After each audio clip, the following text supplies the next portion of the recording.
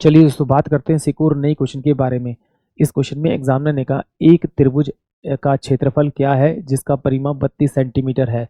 एक भुजा 11 सेंटीमीटर तथा अन्य दो भुजाओं का अंतर 5 सेंटीमीटर है। तो एग्जामिनर पूछ रहा है इसका एरिया क्या है, क्षेत्रफल क्या है।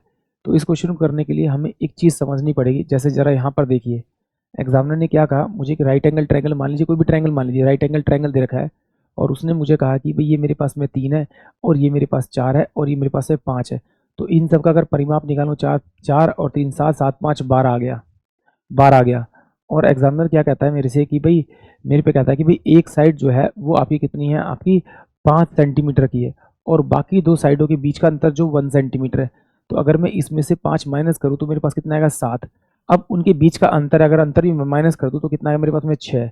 और 6 को आधा कर दूँ तो मेरे पास कितना आएगा, एक साइड मेरे पास 3 आएगी, दूसरी साइड भी 3 आ रही है, बट एक साइड जो है दूसरी साइड से एक ज़्यादा है।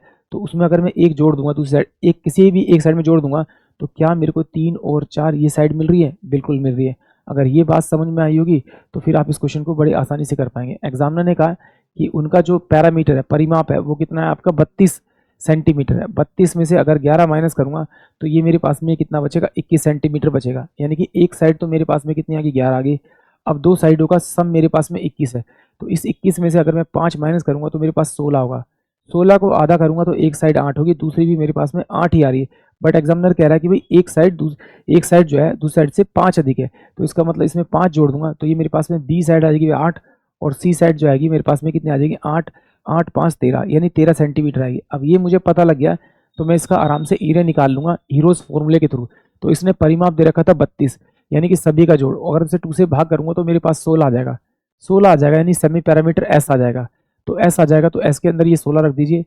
16 में से आप क्या माइनस कीजिए, आप 11 माइनस करेंगे। 16 में से अगर 11 माइनस करेंगे तो आपके पास 5 बचेगा।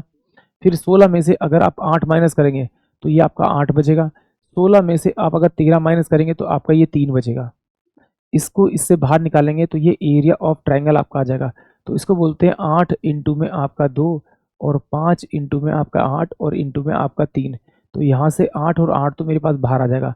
तो 8 अंडर रूट के अंदर कितना होगा, 5 15 और 15, 5 15 15 दूनी 30, यानी कि ये 8 अंडर रूट में 30 सेंटीमीटर स्क्वायर जो आएगा वो इसका एरिया आएगा।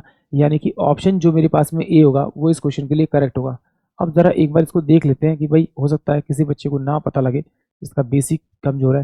देखिए एग्जामिनर ने मुझे इसकी साइड तो मुझे मिल गई, इसकी साइड ये 11 है, ये मेरे पास में कितनी 8 है और ये मेरे पास में कितनी 13 है।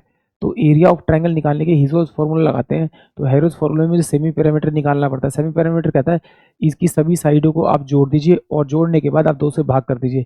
जैसे ही आप इसे भाग करेंगे तो आपको एस की वैल्यू मिल जाएगी। तो इसका फॉर्मूला होता है एरिया निकालने का, एस एस माइनस का ए और एस माइनस का आपका बी और एस माइनस का आपका सी। इसको सॉल्व करेंगे तो आपको एरिया ऑफ ट्राइंगल मिल जाएगा। यहाँ मैंने ए की वैल्यू रखी, इस 32 को डिवाइड करके 16 और 16 में से मैंने 16 में से अगर मैंने 11 माइनस किया तो मेरे पास में 5 आ गया, 5 आ गया। 16 में से मैंने अगर 13 माइनस की तो मेरे पास में 3 आ गया। 16 में से 8 माइनस किया तो मेरे पास 8 आ गया। इसको सॉल्व करेंगे तो आपको आपका एरिया मिल जाएगा, यानी कि ऑप्शन ए। आई होप आप सभी को क्वेश्चन समझ में आया होगा।